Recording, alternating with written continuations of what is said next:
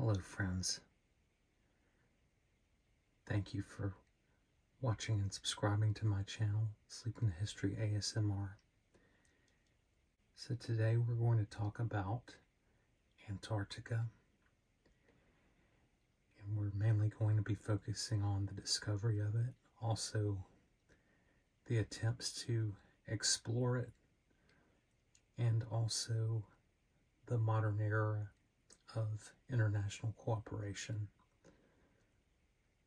So there's some interesting background of Antarctica. And you can see the map that I'm showing you right now is an exploration map, and I'm going to go through some of this in just a moment. However, I want to draw your attention to a couple of things. First off, Ptolemy was the first one to bring forth the conventional thinking of a spherical Earth, and by the 16th century there was certainly an understanding of the Arctic part of the world. But one surprising thing to me, and perhaps others, is how conventional the idea of Antarctica was. Even though by that time the furthest south that any explorers had been was Tierra del Fuego, the island on the tip of South America, which we talked about in my video on Magellan. So I'm going to flash up on the screen a map. This is a French-produced world map from 1530. I focused in on just the southern hemisphere part of the map, which is very interesting to look at because you can clearly see the tip of Africa and also South America, in a continent that's lined up right along the South Pole. And I find this very remarkable because to me it almost seems like the shape and so forth of Antarctica is very accurate, given the timeline that it was produced, and also given the fact that no one had ever been there before. And you'll notice another interesting thing about it is it was named Terra Australis, and of course Australia had not even been discovered by Europeans at this point that this map was produced. So it would actually be long past the production of this map, almost 300 years later, before anyone would get to Antarctica. But even before that, there was one famous explorer that did come extremely close, and that's the focus of the first part of the video. So you can see here on this map, there's a little dotted line right here. And this represents Captain James Cook. He was on a voyage from New Zealand in 1773, and he crossed the Antarctic Circle right here near the Ross Sea. So at this point, Cook was only about 50 miles from Antarctica. His two ships, the HMS Resolution and the HMS Adventure, were making this particular journey. While no land was spotted on any of this route where Cook went, there were icebergs that were spotted, and these icebergs contained deposits of rock. This was the first hint that there existed a land to the south of where they were. So 47 years later, in the year 1820, that actually turned out to be a very big year for Antarctic exploration. More on that in a moment. 1 year before that, though, in 1819, a commercial ship led by Captain William Smith discovered the South Shetland Islands.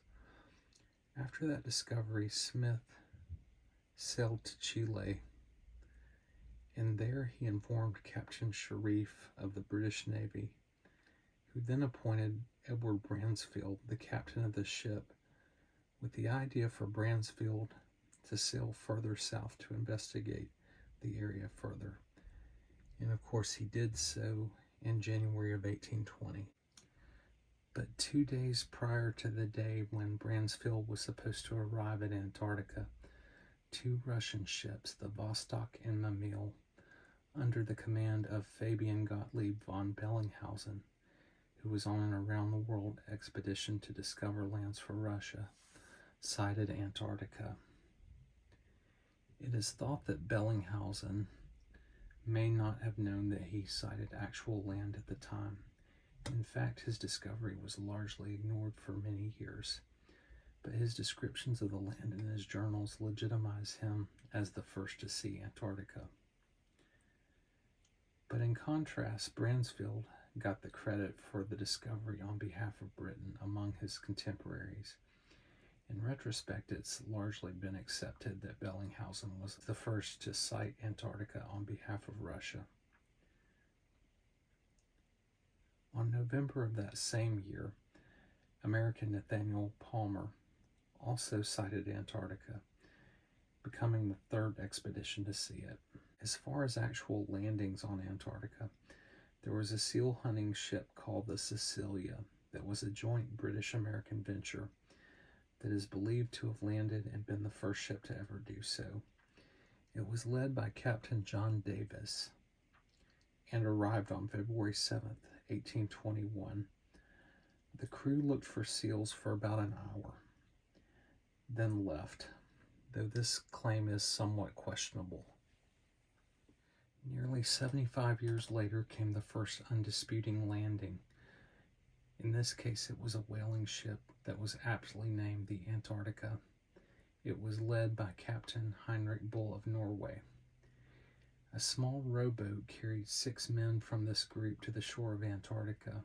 Karsten Borchgrevink of Norway tried to legitimize his claim by creating this piece of artwork that clearly shows him jumping out of the boat first.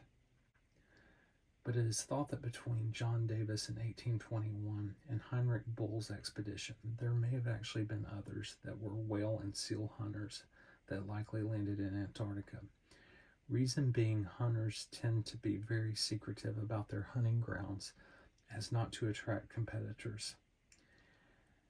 Near the turn of the century, in 1895, there became a recognition of the importance of further Antarctic explorations. As a result, the 6th International Geographic Congress adopted the following resolution at their meeting in London, and I'm going to flash it up in the screen, that this Congress record its opinion that the exploration of the Antarctic regions is the greatest piece of geographical exploration still to be undertaken. That in view of the additions to knowledge in almost every branch of science which will result from such a scientific exploration, the Congress recommends that the scientific societies throughout the world should urge in whatever way seems to them the most effective that this work should be undertaken before the close of the century. So thus began the age of Antarctic exploration and the race to the South Pole. One of the earlier expeditions in 1901 was a British expedition on their ship called the Discovery. Here's a picture of it. The Discovery was built with the expedition to Antarctica in mind. It was a wooden ship, but it had auxiliary engines. On this expedition was Robert Falcon Scott, who was a very important figure who will come into play later. The Discovery landed at McMurdo Sound and attempted to establish winter quarters. The explorations attempted in that area were primarily dog sled and also on foot. The expedition had a combination of scientists and explorers. The goal of the Discovery expedition was to get to the South Pole, or at the very least attempt to go as far south as possible. The expedition ran into immediate problems. The dogs that were used to haul the sleds were not led by experienced handlers. Also, there wasn't any knowledge of the proper food to feed the dogs. Eventually, the animals became weak and lame. In addition, some of the men got scurvy and became malnourished as well as snowblind. But by December 31st, 1902, the decision was made to turn back. Even so, the expedition made it 300 miles further south than anyone previously had gone, and they were less than 500 miles from the South Pole. Fortunately, a relief ship arrived The Discovery, which was trapped 18 miles deep between open water and ice, eventually was able to be freed with a little help from dynamite. Upon a directive from the British government, the ship returned to Britain in 1904. This ship still survives today, and here's a picture of the ship that's now ported in Dundee, Scotland. So one of the explorers on the Discovery expedition, Captain Robert Falcon Scott, decided to plan another Antarctic expedition, with this one intending to be a better prepared attempt to get to the South Pole. While he wanted to enlist the same Discovery ship, it had already been sold, so he had to purchase a whaling ship called the Terra Nova. So this time, instead of using dogs, Scott used motorized sleds and also ponies. The sleds had never been attempted before. The plan was to use the sleds for a while, and then when they got to higher elevations, the ponies would haul the party up the polar plateau. So before the Terra Nova ever got to Antarctica, there were immediate problems. Heavy pack ice caused the ship to become stuck, which used up their coal stores before they even hit land. They landed in this area right here in the Ross Sea. So they landed there on January 4th, 1911. The Terra Nova anchored. As they unloaded, one of the motorized sleds went over a thin ice shelf and broke it and sunk into the sea. The ponies also encountered issues as they would sink into the soft snow. After they made winter camp, Scott had learned that Norwegian Roald Amundsen arrived with the intent to reach the South Pole the next summer. And you can see Roald Amundsen was about right here. This little line here represents Amundsen, and Scott's over here. So they're both starting in about the same general area around the Ross ice shelf.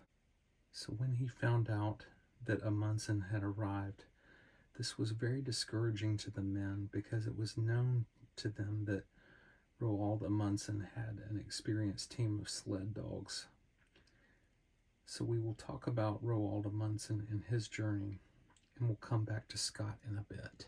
The Norwegian Roald Amundsen had planned an expedition to the North Pole on his ship called the Fram, but in 1909 he had heard that the North Pole had already been reached. So Amundsen then secretly decided to retool his expedition to head south. So in August 1910, Amundsen set out in his ship, the Fram, from Oslo, Norway, with provisions for 2 years and 100 sled dogs. So unlike Robert Falcon Scott, there were no scientific aspects of Amundsen's expedition. He only intended to get to the South Pole. His route had never been attempted before. In fact, only the ship's commander was even aware that the South Pole was the goal. He did eventually reveal the plans during the voyage to Antarctica. When Amundsen got to Melbourne, Australia, he sent a telegram to Scott to let him know of his plan. On January 14, 1911, Amundsen reached the Bay of Whales and established winter camp. So that would kind of be in this general area here. To the surprise of Scott's crew, the Fram eventually was ported right by the Terra Nova. Here's a picture of the two ships together.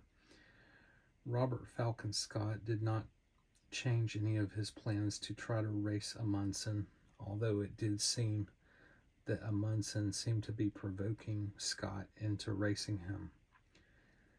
Scott had many other side goals, which included scientific observations, and he had decided he was definitely going to stick with his original plan. So by April 1911, Amundsen meticulously prepared his team for the journey to the pole. By September 8th, with 8 men on sleds and 86 dogs, they left. Initially, they did have problems, and due to frostbite and struggling dogs, they had to turn back. On October 19, 1911, a second attempt was made with less men and less dogs. The dogs subsisted on seal meat and blubber, and the men on light rations. As they ascended to the top of a glacier, the dogs struggled and some died. But in spite of all those problems, by December 14, 1911, they arrived at the South Pole. Amundsen erected a tent and left a letter inside indicating that his party was the first to reach the South Pole. And I'm going to flash up a picture of it. Amundsen was back at the ship by January 25th, 1912, and by March he had made it to Australia and sent a telegram to Norway and England to inform them that he had made it to the South Pole first. Robert Falcon Scott's party, in their attempt, which was about right over here, started losing more ponies. They also began realizing that their rations were inadequate for the amount of calories that had to be expended. Eventually, the expedition decided that it would split, with one part of the expedition working on the scientific goals and the other part heading straight for the pole. The group that was heading to the pole included Scott. So as they're going on this journey towards the pole, even though they were traveling in the southern hemisphere and it was summertime, there was 24-hour sunlight, but temperatures were never above 0 degrees Fahrenheit. The snowdrifts continued to hamper the ponies. On January 17th, they made it to the South Pole and saw Amundsen's tent in a Norwegian flag over a month after Amundsen had left. The trip back to the Terra Nova was unfortunately very ill-fated due to blizzards and frostbite and malnourishment. Scott and his men succumbed to the elements. The last entry in Scott's diary indicated that the snowdrifts in the area made the trip back impassable and that they were near death. 8 months later, some other members of the expedition discovered the bodies of the men. Amundsen was able to gain much notoriety and fanfare for his successful run to the pole. Worldwide, many lauded his success. It was a matter of national pride for Norway in particular. In Great Britain, though, Amundsen was seen as ungentlemanly for keeping his plans secret, and they felt that he had treated Scott unfairly by planning this ahead of time, but not letting anyone know that he was heading to the South Pole and that that was his goal. There were some other attempts in Antarctica to reach other milestones, such as a cross-continental journey that would happen in the next few years, but with the coming World War I, Great Depression, and eventually World War II, there wasn't a whole lot more exploration of Antarctica. But by 1947, there was an attempt by the U.S. to photograph the Antarctic coast for map making. 10 years later, 60 scientific stations were established all over Antarctica, and also an agreement began being discussed for international cooperation. By 1961, the Antarctic Treaty was established to use Antarctica for peaceful purposes. Also, they decided to suspend all territorial claims. This treaty still stands today, with over 54 nations that have signed it, and scientific observations continue today. Thanks for watching and supporting my channel.